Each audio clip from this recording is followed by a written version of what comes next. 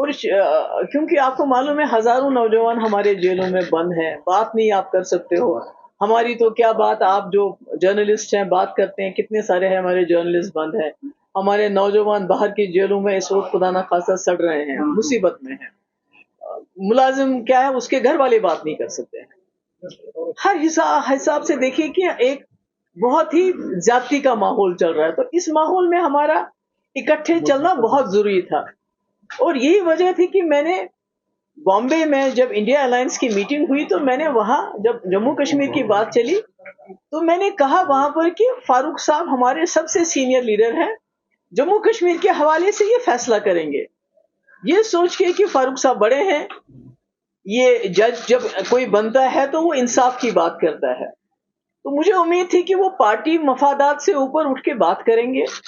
اور اگر یہی فیصلہ کرنا جو انہوں نے کیا، اگر ان کو لگا، فاروق صاحب کو لگا، عمر صاحب کو لگا کہ پی ڈی پی کی آواز سے بہتر آواز ہمارے پاس لوگ ہیں، جو نمائندے ہیں وہ زیادہ بہتر طریقے سے جو جموں کشمیر کے لوگوں کا درد ہے، جو یہاں کی تکلیف ہے، جو یہاں کی مصیبت ہے، اس کی عکاسی پارلیمنٹ میں کر سکتی تو کچھ بھی نہیں کرنا تھا.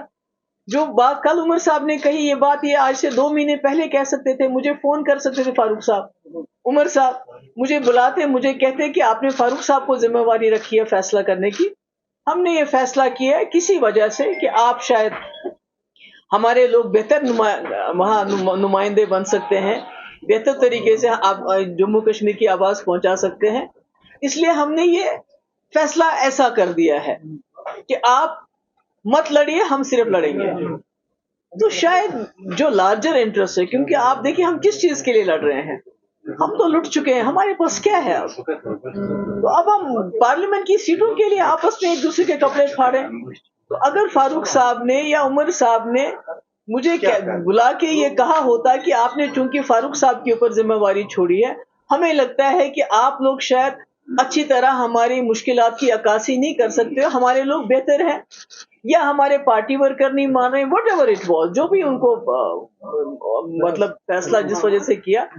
تو ہم سوچتے لارجر انٹرسٹ میں ایسا ہی ہونا چاہیے. چلیے ہم پارلیمنٹ میں نہیں پہنچیں گے، یہ اگر پارلیمنٹ میں پہنچ کے بہتر کارکردگی کر سکتے ہیں تو ٹھیک ہے. مگر آپ نے دیکھا جس طرح سے عمر صاحب نے باہر آ کے ہمارے ساتھ بات کیے بغیر، ہم کو اعتماد میں لیے بغیر، جس طرح انہیں، اور فیصلہ بھی آپ سب نے دیکھا کیسے سنایا کہ پی ڈی پی کا وجود ہی نہیں ہے، پی ڈی پی سچویشن میں نہیں ہے.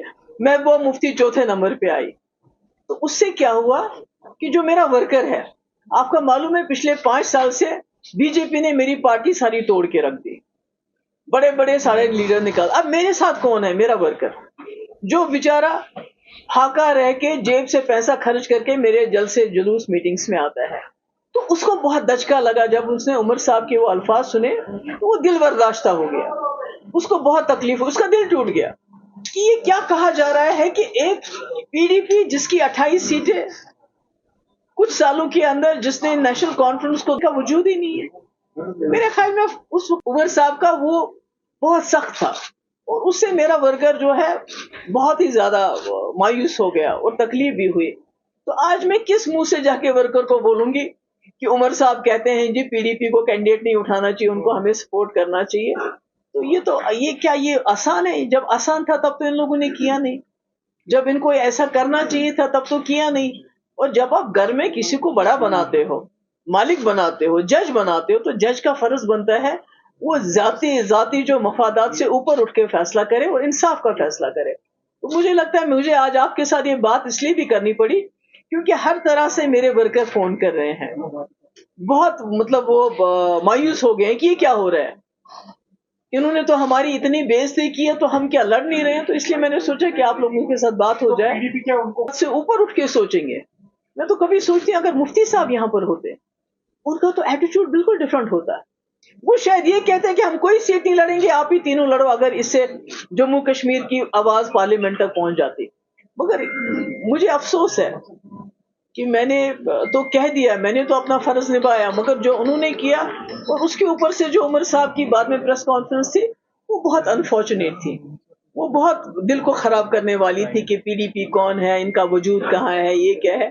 تو اس سے تو انہوں نے हमें बहुत दूर धकेल दिया, हमें तीसरे चौथे पांचवें नंबर पे भी नहीं माना और ये कहा कि हम असेंबली इलेक्शन में सोचेंगे कि इनका बिहेवियर कैसा होगा, इनका कंडक्ट कैसा होगा। तो ये तो मुझे लगता है कि ये ज्यादती थी, खासकर मेरे वर्कर के साथ जो बहुत मुसीबत में मेरे साथ इस वक्त चल रहा है, जबकि सारी एजेंसीज का दबाव, हर मुश्किल उसको सहनी पड़ रही है और मेरे पीछे वो चट्टान की तरह खड़ा है। तो उसके लिए ये बेइज्जती मेरी नहीं थी, बल्कि मेरे वर्कर की बेइज्जती की उस वक्त उमर साहब ने, वो सब कुछ कह के। तो इसलिए ये अब मुझे बताइए कौन सा रास्ता मेरे पास है, मैं किस तरह अपने वर्कर को कहूँ आज आप जी पीछे रहो, क्योंकि नेशनल कॉन्फ्रेंस चाहती है कि भाई, और हम हैं कौन, हमारे सपोर्ट से क्या होगा। उमर साहब तो हमें किसी गिनती में ही नहीं मानते, वो तो कहते हैं आप कहीं में हो ही नहीं, तो हम किस गिनती में पीडीपी वाले। तो हम अपने हिसाब से, अपनी मुफलिसी के हिसाब से, अपनी गरीबी के हिसाब से अपने कैंडिडेट खड़ा करेंगे और लोगों पे छोड़ेंगे, लोग क्या फैसला करते हैं, लोग किस आवाज को पार्लियामेंट में पहुंचाना चाहते हैं आज इस सिचुएशन में। तो हम क्या कह सकते हो, आजाद साहब ने कहा होगा, मैं उस पर क्या कहूँ। आजाद है वो। तो नहीं, मैं तो पार्लियामेंट्री बोर्ड की चेयरपर्सन नहीं हूँ, इसलिए मेरा वो ऐलान करना सही नहीं रहेगा। तो मेरे ख्याल में एक दो दिन में आपको अनाउंसमेंट, लेकिन ये साफ चुनाव नहीं मेरा मतलब कोई रास्ता छोड़ा क्या नेशनल कॉन्फ्रेंस ने हमारे लिए, have they left any door open for us. मैंने कहा मैं तो on all seats. अभी उसका पक्का नहीं है, मतलब जम्मू के बारे में भी हमने सोचा नहीं है, पर यहाँ के बारे में कंसल्टेशन चल रही है हमारी। मेरे ख्याल में एक दो दिन के अंदर आपको जो है सारे जो कैंडिडेट्स वगैरह के बारे में बता दिया जाएगा।